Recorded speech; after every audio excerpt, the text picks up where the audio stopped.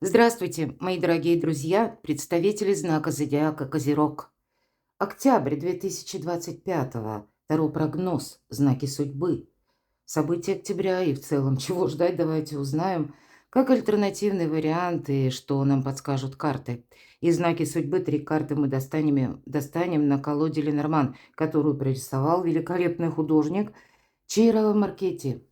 Великий знаток символов, чисел, разных знаков, самых невероятных и неожиданных, и умение все это сложить в единую какую-то компоновку, вот чтобы этот альтернативный вариант мы могли рассмотреть.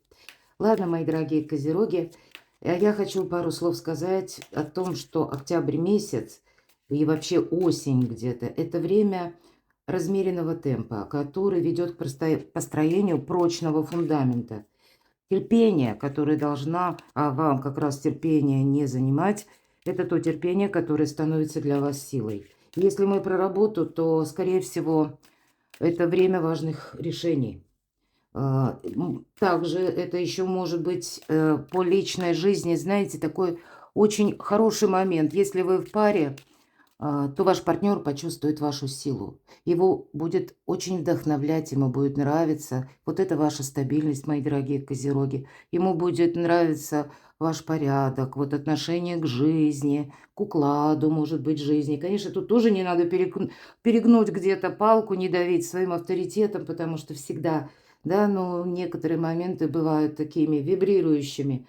Но если вы в паре, то это время, которое заставляет задуматься, что вы строите вместе. Это не только эмоции или какие-то там чувства, да, а это конкретные проекты, это, возможно, общая мечта. Или вы можете мечтать о путешествии. То есть единение души, оно все равно происходит. Ну а для тех, кто один, связь может появиться внезапно. Вы знаете, октябрь месяц, начиная с октября, ну и где-то на ноябрь, но больше октябрь. Когда в работе, в учебе, когда вы позволяете новым людям появиться в вашей жизни, вот эта связь, может быть, начнется с дружбы, но может появиться внезапно. Примите это к сведению. Итак, 3 знака судьбы. В каких сферах жизни вам доведется принимать важные решения? Может и решиться на что-то. Дополним колоды Таро. Какие новые энергии идут в вашу жизнь вообще в целом, что идет в вашу жизнь в октябре? Что нового идет на ваш порог, то есть то, что вам может быть неизведано, чем вы прежде не занимались. Ну, а в чем вы поставили точку, тем не менее, это будет продолжаться. Ну или в принципе, что будет продолжено. По основным сферам жизни: сфера любви, отношений, сфера финансов, денежная энергия и сфера ваших достижений, работа, бизнес, ваше самовыражение. Ну, давайте узнаем. Но элемент новизны, правда. Тут у кого-то может быть и знакомство с человеком, который моложе вас. Могут быть для тех, кто в паре, и у кого дети, неважно какого возраста, может быть и подросшие, уже взрослые дети.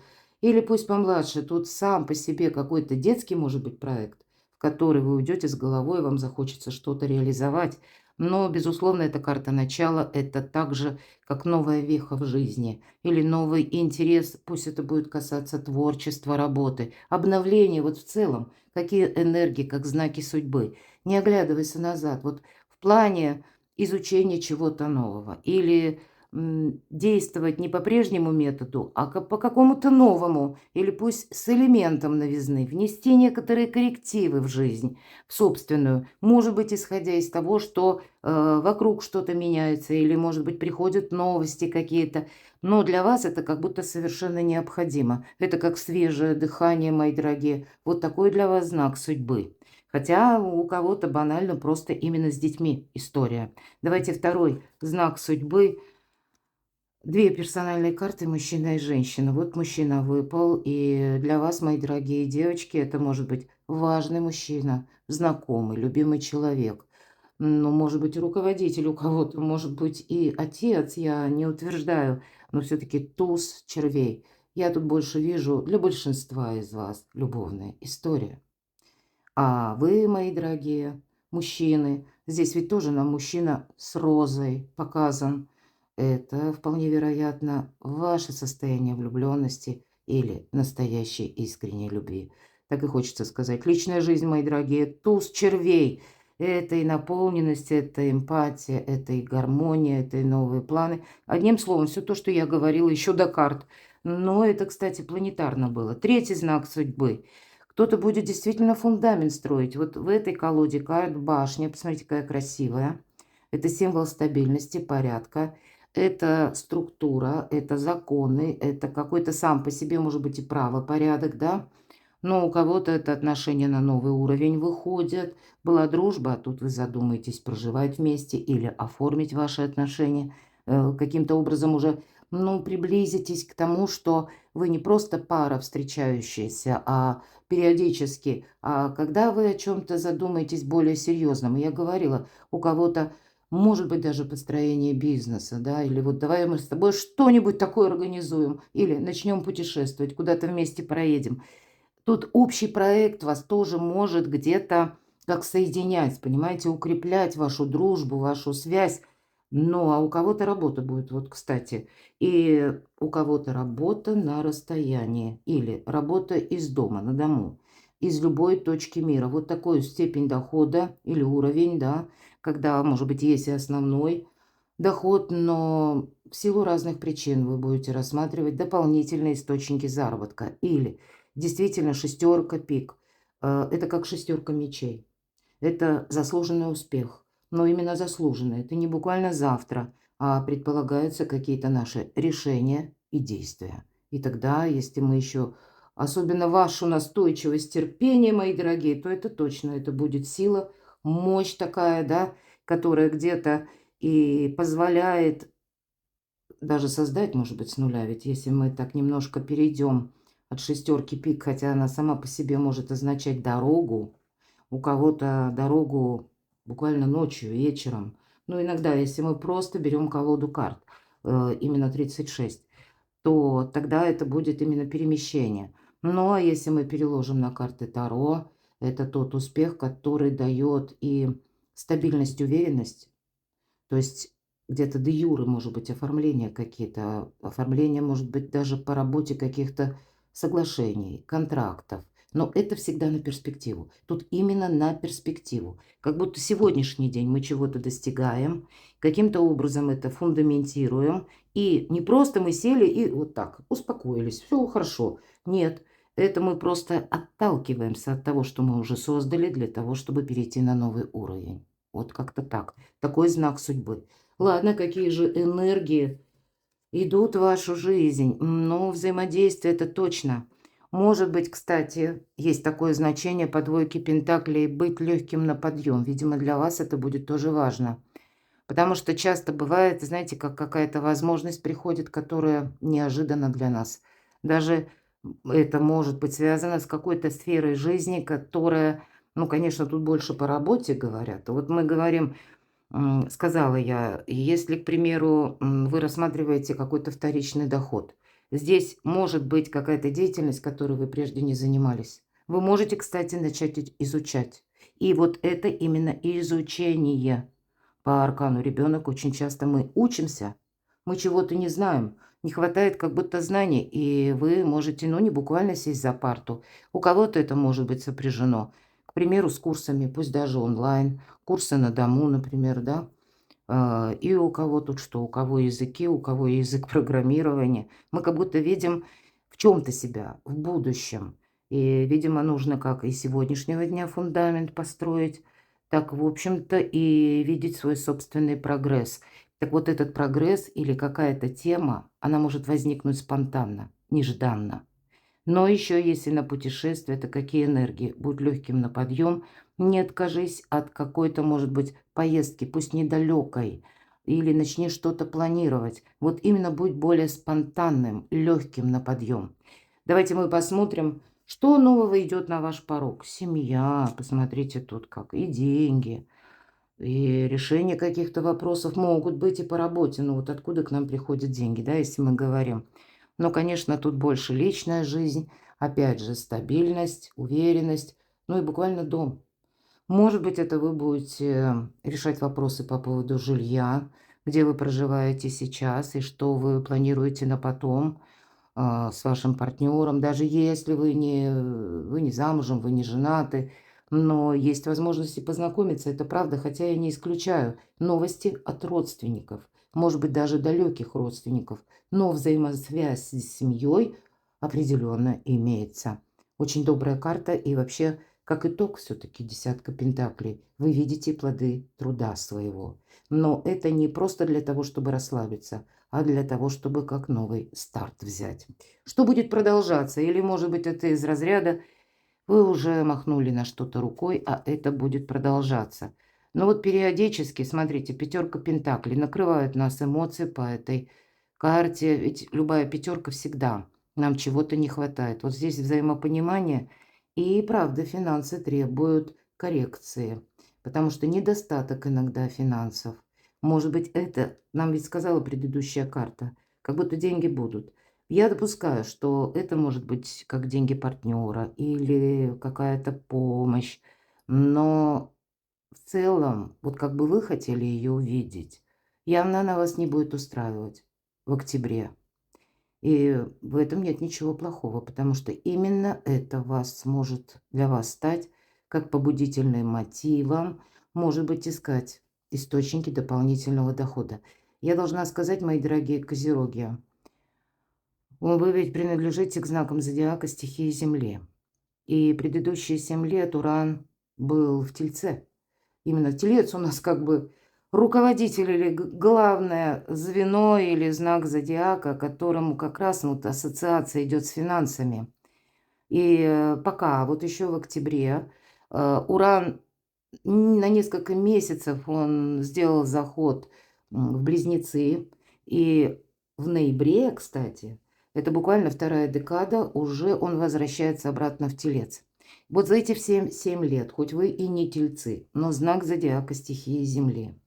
Вот эти месяцы, последние до ноября, они вам могут рассказать, как или так, если задуматься, да, прослушать свою интуицию, вам могут давать подсказки, чем вы будете заниматься на протяжении 7 лет, какие вопросы для вас будут стоять, как во главе угла, когда уже 26 апреля 2026 года окончательно перейдет Уран в Близнецы, а буквально со второй декады ноября и до 26 апреля, то есть это будет достаточно много месяцев, когда будет еще как заключительный аккорд что-то упорядочивать Уран в знаке Тельца.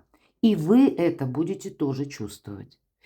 Работает это такой возврат, такой реверанс, он работает таким образом, что то, что у нас менялось, ломалось, мы могли не видеть, зачем все это надо. Вот именно вот эти перемены, которые, может быть, руины напоминали, вот за эти месяцы мы будем видеть, для чего это было нужно. Уран в эти месяцы нам будет помогать. Понятно, за нас никто ничего не будет делать, но если мы говорим о финансах, Уран, мои дорогие, все дробит. Поэтому я не случайно сказала дополнительные источники дохода или работа, пассивный доход, у кого что. Может быть, кому-то это будет полезная информация. Но вот не замыкайтесь в себе. Ну, особенно, наверное, эта карта, она говорит, да, сохранять себя нужно. Куда-то торопиться, с места в карьер бежать точно не стоит. Искусство мелких шагов. Но вы уже накопили какую-то силу. Может быть, это и время пришло завершить одиночество. Все-таки эта карта может об этом говорить. Ну, а для тех, кто в паре, те, кто в отношениях, я так думаю, что нам уже сказали и о детях, и о семье. Ну, хорошо, а вот что это означает? Мне хочется достать еще одну карту. С чем это связано? Но тут решиться нужно на что-то, иначе вот только в окно будем сидеть и смотреть, правда? Тут как будто активность. Вы знаете, тут даже пойдя на какие-то курсы, вы можете встретить человека. Тут вот именно через ваше увлечение, занятость может быть такое знакомство. Действительно может. Вам как будто высшие силы помогают. И я больше вижу, это именно для тех, кто несколько закрылся от мира. Ну и может быть, это история, которая предыдущая, совершенно грустная, и уже хочется дистанцироваться, и ничего я не хочу.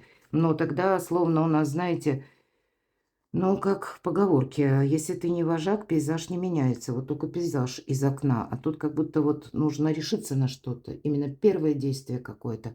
И вот это по рыцарю мечей иногда бывают те люди, которые внезапно, вот эта встреча происходит. Причем она настолько спонтанна, в том месте, где мы вообще не собирались ни разу знакомиться. Более того, для кого-то из вас знакомство начинается с конфликта. Вот и так может быть. Поэтому не судите быстро, не торопитесь с суждениями. Вы люди надежные, но, знаете, иногда от наших табу нужно отойти, потому что если туз пентаклей, наоборот, нам помогает что-то осуществить. Итак, энергия денег, финансы. Но тут у нас про любовь. Вообще два туза. Такое какое-то продолжение очень интересно исследует. Но, в принципе, если мы говорим об октябре, не должно быть проблем с финансов. А если они и есть, ну, каким-то образом вы их решаете. Но, повторюсь, тут больше на перспективу нужно. Может быть, и стоит создать какую-то подушку безопасности. Ну, тут плюс-минус у каждого по-своему. Но, безусловно, на финансы, туз чаш, карта радости. Хотя я допускаю, что кому-то из вас захочется делать подарки. Но тут тоже, значит, какой-то себе установить режим, да, финансирования, когда вот определенную сумму мы потратили, но и себя обесточить не должны, потому что иногда нас эмоции накрывают, потому что там искренне что-то хочется сделать. Ну, порой бывает и просчитаемся, но в принципе тут правда и возможности, и радость в ваши достижения. Вот вы можете пробовать себя в новом деле, потому что по Луне еще пока многое не ясно. Непонятно, как действовать, в чем меня ждет успех. По Луне на всякий случай избегайте толпы. Где бы вы ни находились, будь то на улице, это и работа, это и достижения, это вообще вот если мы берем, ну даже работа, это какие-то контакты с общественностью или с коллегами. И по аркану Луна, когда мы в гуще этой толпы, в гуще коллектива, это иногда может быть опасным. Почему? Сейчас объясню. Если мы на улице, меня несет толпа, есть такая фраза. Поверьте, мы собой не контролируем, себя не контролируем. Нас именно несет. Это очень сильная такая энергия, когда там ты не можешь даже в сторону уйти. Это опасно. Опасно будет также, когда, к примеру, по месту вашей службы, работы, тоже такое бывает. Какие-то начинаются коалиции, конфронтации, один за руководителя, другой против. Я банальный пример привожу. Или, знаете, вот эти шепотки какие-то, или сплетни банально. Вот вам тоже ни к одной, ни к другой коалиции. Вам сейчас, как будто на достижение, нужно что-то изучать. Или присматриваться, назовем это так, что-то анализировать, да, но быть со всеми в ровных отношениях. И одновременно никому не примыкать, быть немножко самим по себе. Может быть, я такое могу допустить на ваши достижения, мои дорогие девочки. Но это кому соответствует по возрасту, поставленным целям. Пусть достижения. Вы, к примеру, поставили себе уже какие-то планы, построили, а тут известие о том, что я жду ребенка. Вот такое. Пусть это у кого-то одного, двух из вас проиграется, но я это тоже допускаю. И хоть и нам тут беременность это не про достижение, а согласитесь, когда мы узнаем, что мы ждем ребенка, мы станем мамой, то тогда нам приходится свои планы тоже корректировать. Ну, вот и такое я не исключаю. Но точно так же тепло домашнего очага может быть как работа на дому. Из того места, где вы чувствуете комфортно себя. Или кто уже работает, вы можете дома это место улучшать, организовывать. Может быть, какие-то ресурсы дополнительные, инструменты для того, чтобы организовать свой труд, режим труда и отдыха. У кого-то вот именно организационные моменты тоже могут быть. В принципе, я вам должна сказать, для тех, кто в паре, вы будете действительно на одной волне, как будто чувствовать друг друга, дополнять друг друга. И для тех, кто один или одна, тоже ведь время хорошее. Поэтому не упустите, мои дорогие, что тут добавить. Перекладывайте на себя. Я благодарю за то, что вы смотрите мои видео, за ваши искренние комментарии и поддержку. Оставайтесь со мной, подписывайтесь на мой канал и будьте счастливы, будьте любимы всегда.